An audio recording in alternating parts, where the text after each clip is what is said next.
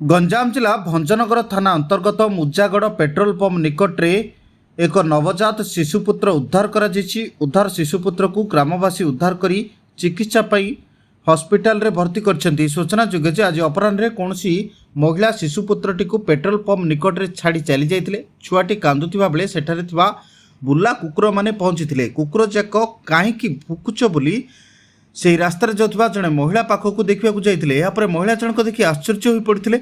यापर शिशुपुत्रटी को उद्धार कर ग्रामवासी सहयोग में चिकित्सा हॉस्पिटल नि मेडिकल रे शिशुटर चिकित्सा चलती। कौन महिला अवैध संतान जन्म करने पर लोकलज्जारू रक्षा पाइबापी छुआटी को रास्ता कड़े छाड़ी चली जाइथिबा अनुमान करा जाउछि। सेपटे शिशुर स्वास्थ्य अवस्था स्थिर रहिथिबा सूचना मिली। बड़ कटर करली हां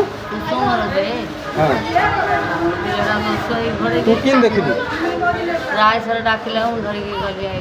हां किन पड़थिला मुंडा घोड़े दिला पूरा मुंडा घोड़े दिला। हां तीन दिन घोड़े देछि। हां फिर डाकी आला दूची तू कुड़िया जाइथिल ना की जाइथिला हम झियर बोल जाइथिल झोर तो जाइथिला।